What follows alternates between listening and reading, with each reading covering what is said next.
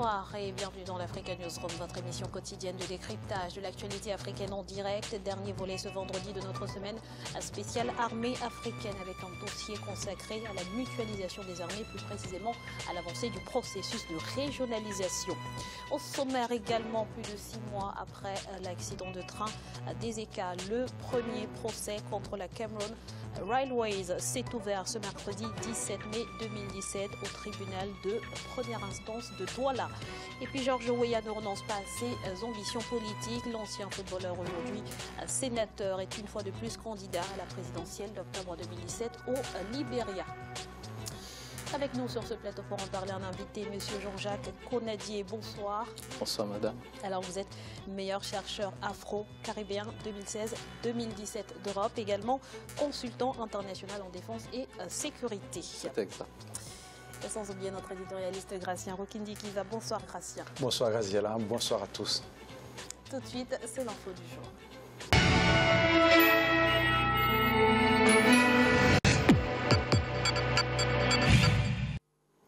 Le 21 octobre 2016, le train intercité entre Yaoundé et Douala déraille au Cameroun à hauteur des ECA, faisant, selon un bilan officiel, 79 morts. Que s'est-il réellement passé ce jour-là? Les familles des victimes attendent du procès qui s'est ouvert ce 17 mai 2017 à Douala des réponses précises. Les détails avec Deogracias Podo. Le premier procès contre la compagnie ferroviaire camerounaise Camrail s'est ouvert mercredi 17 mai 2017 au tribunal de première instance de Douala, capitale économique du Cameroun. La tragédie causée par le déraillement d'un train du groupe Bolloré avait eu lieu le 21 octobre 2016 à 120 km de Yaoundé et avait officiellement coûté la vie à 119 personnes et fait plus de 600 blessés. Certaines familles sont toujours sans nouvelles de leurs proches et ont porté plainte contre la compagnie et ses dirigeants. Après ce drame qui s'est passé à Ezeka, le chef de l'État a pris la disposition d'ouvrir une enquête. Il a donné pour 1 mois, il a nommé les ministres, juste aujourd'hui ça n'a jamais rien abouti, on ne connaît pas. On ne sont jamais montés au Cameroun pour dire aux Camerounais que voici ce qui s'est passé, Donc tout ce qu'on a fait, c'est pas pour embrouiller le peuple, c'est le peuple qui souffre, eux ne souffrent de rien. Au lendemain de l'accident ferroviaire, 3 enquêtes avaient été ouvertes pour déterminer les causes exactes du drame. Une autre commission d'investigation dirigée par le Premier ministre camerounais a été également mise en place afin de proposer des mesures visant à limiter les risques de survenance d'une telle catastrophe à l'avenir. Aujourd'hui, selon les avocats des parties civiles, le procès qui s'est ouvert n'est pas destiné à faire la lumière sur les raisons de l'accident. S'il se trouve que les disparus sont donnés pour morts, nous demandons qu'on donne aux familles leurs dépouilles pour permettre que les obsèques se fassent selon les coutumes des peuples du Cameroun. Maintenant, s'il n'y a pas de personnes vivantes, il n'y a pas de corps, pas de macabées, mais il subsiste des restes dans les morgues, nous demandons qu'il soit procédé à l'identification de ces restes-là par procédure d'ADN. De nombreux Camerounais estiment que le gouvernement doit faire davantage d'efforts pour rassurer les proches des victimes et surtout garantir la sécurité des transports dans le pays. Déjà en 2009, un train exploité par la même compagnie avait déraillé près de Yaoundé, faisant plusieurs centaines de victimes. Alors, Gracien, on l'a entendu dans le reportage, selon un des avocats des parties civiles, ce procès n'a pas pour but de faire la lumière sur les raisons de cet accident. On se demande finalement quels sont les enjeux donc, de ce procès. Tout dépend où on se place. Il y a les enjeux dans ce procès, il y a les enjeux du gouvernement, les enjeux des parties civiles, il y a aussi les enjeux de Bolloré. Bon, on comprend bien qu'au niveau du gouvernement, ils ne veulent pas vraiment toute la lumière, parce que si on nomme une commission d'enquête, on ne va pas nommer une commission dirigée par un Premier ministre pour faire la lumière, surtout dans une histoire qui implique le groupe Bolloré, qui a la main mise sur plusieurs entreprises, je dirais même sur une partie des pays de l'Afrique de l'Ouest, donc qui maîtrise aussi, disons, qui contrôle certains, qui a une certaine influence sur certains. Concernant la partie civile, c'est étonnant que la partie civile ne demande pas toute la lumière sur cet accident qu'on ne se contente pas sur la partie civile, parce que la partie civile et la partie pénale, on doit savoir, les gens, le peuple camerounais doit savoir qu'est-ce qui s'est passé réellement pour qu'on en arrive à ça et pourquoi il n'y a pas de lumière, pourquoi même les cadavres, on les cache. C'est ça Monsieur Konadié, que pensez-vous de cette affaire? Objectivement, je pense que ce procès est le début de la victoire de la dignité humaine sur le mépris capitaliste. Pourquoi? Parce que cela fait près de 6 mois, pour ne pas dire 8 mois, que nous avons des enquêtes qui sont commanditées. Nous avons des messages qui sont lancés à l'endroit des autorités, mais silence radio. Alors qu'on a besoin des corps, on a besoin d'abord de savoir ce qui s'est passé, mais surtout les familles ont besoin des corps pour pouvoir faire le deuil. Donc l'État a cette obligation, ne serait-ce que morale, de dire, ne serait-ce qu'une partie aussi de la vérité aux familles. Donc moi je pense que déjà le fait d'ouvrir ce dossier, c'est un bon début.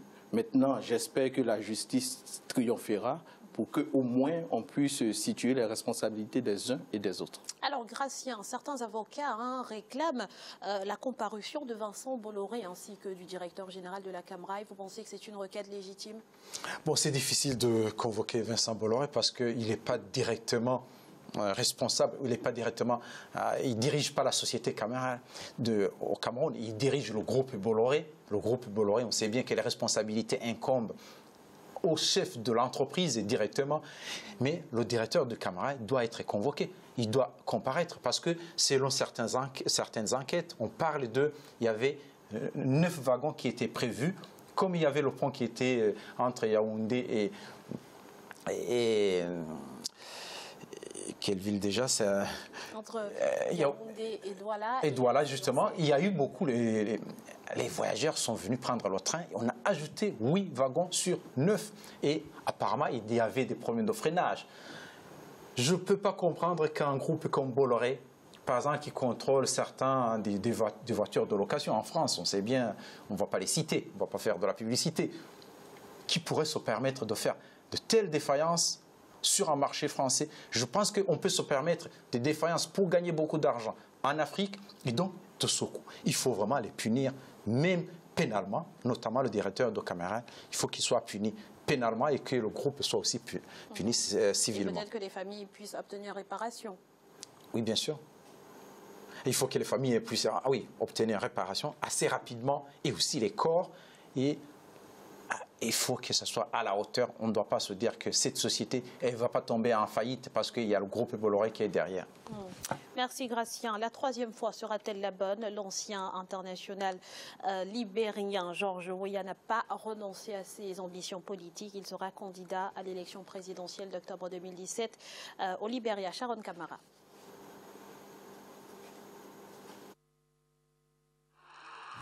La 3e fois sera peut-être la bonne pour Georges Weah.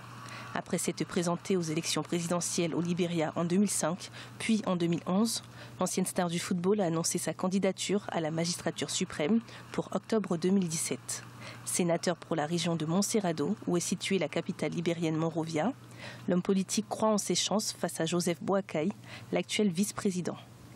Je suis sur le terrain, je travaille avec mes gens. Et pourquoi ils m'ont nommé le chef de corrélation? Parce qu'il y a beaucoup de choses que je fais. Ils sont très contents de moi. Et je travaille pour eux. Et je fais mon travail bien. Je suis dans le pays. Je fais des choses et ils veulent. Et qu'est-ce que je fais différent? Et j'ai continué à espérer. J'ai gardé des espoirs. J'ai gardé la paix du pays. Georges Weah, sous l'étiquette de son parti le Congrès pour le changement démocratique, se présente comme le candidat de l'espoir.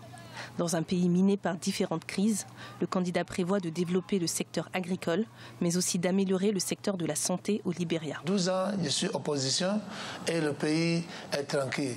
Et pour cela, je crois que c'est quelque chose de différent que j'ai porté. La première élection, quand on perd, il y avait beaucoup qui n'étaient pas contents. Mais j'ai gardé ça espoir. Aujourd'hui, les gens ils sont confiants en moi. Très populaire au Libéria, l'unique ballon d'or africain a réussi sa reconversion dans la politique il y a maintenant 12 ans. À 50 ans, Georges Weah espère remplacer Ellen Johnson Sirleaf à la tête du pays. La candidate sortant ayant déjà brigué 2 mandats ne pourra plus se représenter selon la constitution libérale. Monsieur Konadie, selon vous, est-ce que George Weah a des chances cette fois-ci d'accéder à la magistrature suprême au Libéria? Bon, de façon objective, je pense que c'est au peuple du Libéria de pouvoir décider. Je pense que George Weah, même avant de venir à la politique, il a eu à mener un certain nombre d'actions dans le domaine du développement, de la réconciliation. Il a été nommé, je pense, ambassadeur de la paix. Ça fait 12 ans qu'il est dans l'opposition. Il pourrait avoir des chances, mais ça, c'est juste une analyse très éloignée. Il appartient au peuple libérien de se prononcer. Mais moi, ce genre de situation me permet de dire qu'il faudrait que aussi au niveau du continent, on fasse très attention. Parce que bien souvent, on fait l'amalgame. Ce n'est pas parce qu'on est célèbre ou bien ce n'est pas parce qu'on a beaucoup d'argent qu'il faut venir à la politique. Parce que la fonction de chef d'État ou de président de la République, c'est une fonction sacrée. Donc ça nécessite un certain nombre de prédispositions, de valeurs morales, de valeurs, j'allais dire, spirituelles et de conduite. Parce que quand on est président de la République, on incarne le peuple, on incarne son pays. Donc, par moment, bien souvent, nous les Africains, on a tendance à penser que lorsqu'on a fini de faire le tour d'une certaine carrière et qu'on a une certaine popularité, une certaine renommée internationale, il faut forcément qu'on soit président de la République. Et cela désacralise la fonction de président. Et vis-à-vis des partenaires extérieurs, par moments, c'est un peu mal perçu. Alors, justement, Gratien, au Libéria, certains continuent de reprocher à George Weah son manque de crédibilité. Pourtant, on l'a dit, ça fait 12 ans qu'il est engagé politiquement, qu'il est dans l'opposition. Est-ce que cet argument-là est encore finalement valable? Est-ce que sa réputation d'ancien footballeur à laquelle on pense forcément, dès qu'on parle de lui, est un handicap ou finalement un atout? Pour moi, ce n'est pas du tout un handicap, c'est un atout. Voilà vraiment quelqu'un qui a gagné de l'argent, qui a travaillé, parce que le football, on doit travailler pour arriver à son niveau. Et il a décidé de rentrer au pays, sénateur pendant 12 ans. Il a continué à travailler pour le pays, à discuter sur certains sujets et même investir. Et il est resté pour monter, pour qu'il soit président, c'est une bonne chose, il est déjà connu. Bon, notre invité, il nous parle de quelqu'un qui arrive comme ça, on peut parler même de la France. Il y a quelqu'un qui est parti d'une banque et qui a été ministre, comme George Weah, qui était aussi ministre, et qui, en français, qui est maintenant au pouvoir. George Weah, je pense que c'est un fils digne du Libéria, et il a des idées. Il a eu 40% en 2005. Aujourd'hui, je pense qu'il a beaucoup de chances pour qu'il soit élu. Ça sera une bonne chose. Justement, qu'entre le dernier scrutin et celui donc de 2017, il y a eu une évolution, qu'il va pouvoir proposer quelque chose peut-être qui parlera plus aux Libériens? Oui, il y a une évolution. Il est sénateur dans une ville comme Monrovia. Il voit beaucoup de choses. Il voit la réalité du pays. Il apprend, il propose, il essaie d'apprendre aussi sur le pays, de discuter. Et aussi, il s'est fait aimer par le peuple. Disons qu'il a eu une certaine notoriété au niveau du pays qui fait que sur les 40% qu'il a eu, et en plus, il y avait Ellen Johnson-Sirleaf, c'est pas n'importe qui. Et aujourd'hui, le vice-président de son parti, donc pourra pas vraiment. Je suis convaincu que George Weah, s'il n'y a pas une mauvaise note pendant sa campagne, il a beaucoup de chances qu'il soit élu. Alors, Monsieur Konadie, le scrutin est donc prévu, on l'a dit, en octobre 2017 au Libéria. Un mot peut-être sur le bilan qui s'achève du coup d'Ellen Johnson-Sirleaf? Il faut dire qu'elle a quand même hérité le Libéria dans des conditions vraiment difficiles. Et nous sommes sur un continent marqué par la gérontocratie, mais surtout où le sexisme a libre cours. Et diriger un pays comme le Libéria dans ces conditions, je pense que ça nécessite beaucoup d'hargne, ça nécessite beaucoup d'intelligence, de délicatesse et surtout de souplesse. Donc, lorsqu'on regarde le bilan d'un point de vue de la paix et de la sécurité, voilà une dame qui a su marquer les esprits en terminant un mandat sur de bonnes notes. Mais les Gratien, les défis en tout cas du Libéria restent énorme. Oui. Il y a beaucoup de défis. C'est un pays qui, même si ça fait plusieurs années que le pays est sorti de la guerre, il y a beaucoup de choses à faire, notamment au niveau de la santé, l'agriculture, l'infrastructure, l'éducation. Oui, Ebola, oui, justement, après Ebola aussi. Je pense que le Libéria, c'est un pays qui pourrait apprendre sur d'autres pays qui ont évolué dans le même domaine, étant dans le monde anglophone, parce que c'est un pays qui se trouve à côté des pays francophones qui n'ont pas le même style de développement. Très rapidement. Et quand on voit les conditions dans lesquelles cette dame est arrivée au pouvoir, je pense qu'on ne peut que lui tirer le chapeau. Merci messieurs pour toutes ces précisions. Nous allons à présent marquer une courte pause. Ne bougez pas dans quelques instants. La suite de l'Africa News. À tout de suite.